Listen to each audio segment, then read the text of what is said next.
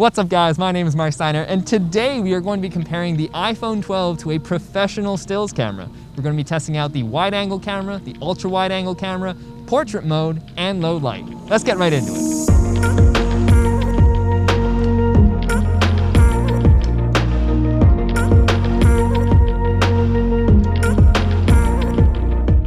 So the pro camera setup that we're currently using today is the Sony a7R III with the Sony 20mm 1.8G. That is going to be the closest focal length I have to the iPhone, both for the wide as well as the ultra wide angle camera. So we're using the regular camera right here, which is a 26mm, and now we're going to use the ultra wide, which is somewhere between a 13 and 14mm, which is absolutely crazy. So as many people love to take photos of their coffee cup, this is what we're going to be testing with the iPhone, because this is what people use it for. And now with the pro camera, coffee cup stuff. This is what $4,000 gets you. All right, so I'm looking at the side-by-side between the iPhone and the pro camera, and right off the bat, the iPhone looks better. There's more dynamic range, there's more detail. It just looks like a more interesting photo compared to the pro camera, which is kind of mind-blowing. Obviously, the difference in that 7 to 6mm focal length is playing a little bit here, but for the most part, the iPhone looks tremendously more epic than the pro camera, which is mind-blowing. This is where the ultra wide of the iPhone is going to come in super handy, because it can pick up more with that 13, 14mm equivalent compared to the 20mm equivalent. And right off the bat, there's just so much more detail in the iPhone in terms of dynamic range. We're just getting so much more. The sky is completely blown out on the pro camera, whereas on the iPhone, you can actually get a decent amount of sky, and there's no flaring on either of them, which looks pretty nice. But dang, that iPhone ultra wide is looking real good.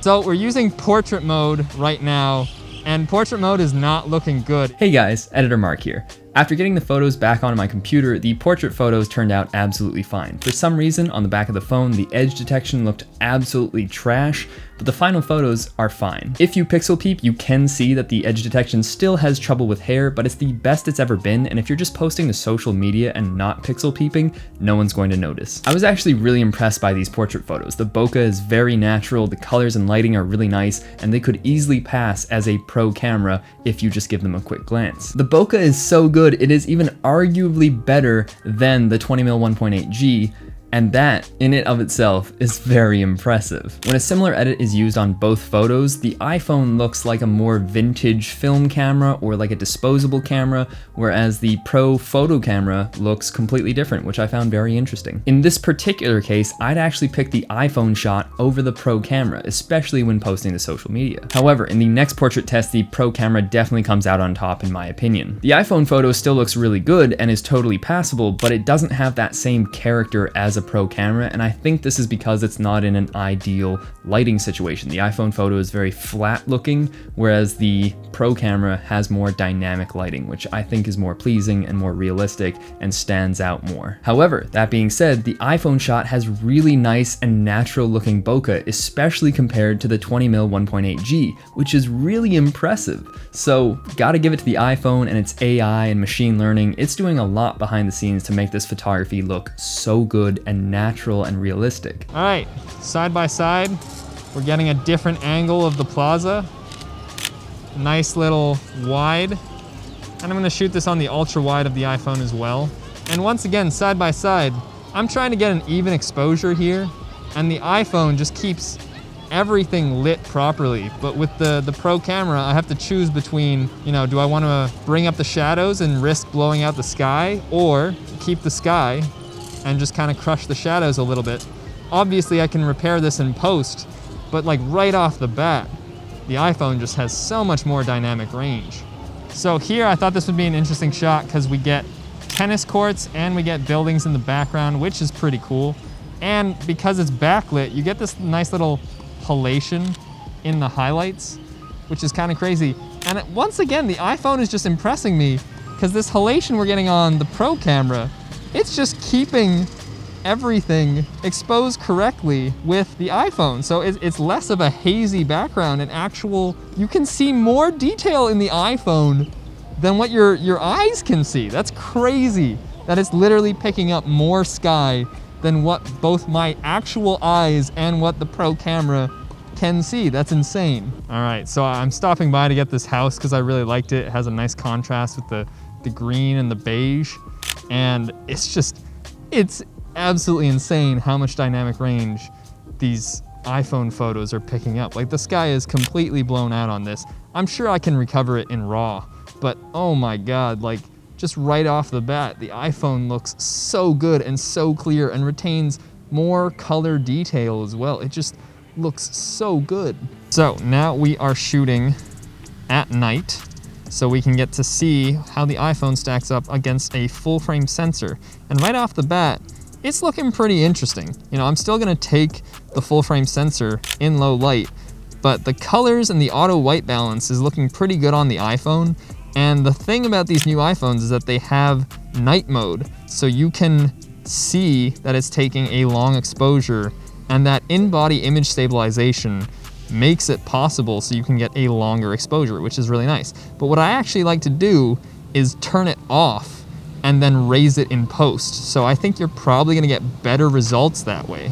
So I'm definitely preferring the full frame mirrorless camera in this case. We're getting some weird flaring and ghosting on this iPhone shot here, but it's still impressive to see how the highlights are retained, whereas they're not as much on the mirrorless camera. Again, you can change that in RAW, and the depth of field wide open at f1.8 is really nice on the full frame mirrorless camera. Definitely better in low light than the iPhone. But in this situation, because there's so much light, the iPhone is not going to night mode. So we can manually turn it off when we want to, but it's not needing to right now. So that's really impressive. So in ideal lighting situations, the iPhone is once again doing pretty well. I still prefer the full frame mirrorless camera in this situation. Again, this issue with the lights is an issue on the iPhone, and I'm not a huge fan of that. That's gonna get real annoying if I was doing any sort of photography. On the wide angle camera, the ultra wide angle camera, it's not as much of an issue. I'm actually not seeing it. It's only on the regular wide angle. It doesn't really seem to show up on the ultra wide angle. So that's kind of interesting to see. So this is an interesting thing we have going here. We have some Christmas lights going, and the iPhone with the wide angle camera is looking pretty good. Doesn't look that noisy. But then we go to the ultra wide and super noisy, and we're instantly getting the night mode necessary to do this, and it's taking the long exposure right now, and then that long exposure is still very, very noisy compared to the mirrorless camera. So that's really interesting to see that the long exposure is significantly noisier even though it's taking a long exposure, and that's where that less wide of an aperture comes in with the ultra wide. But it is impressive that even the ultra wide can do long exposures, which is really nice if you want that interesting angle. But the fact that the regular wide angle is so much brighter just shows that it doesn't even need to go into that night mode for this shot, which is really interesting. We're now getting portraits, and again, the full frame is looking really good because of that wide angle lens with a wide aperture. So we're getting that nice bokeh depth of field blur on the full frame.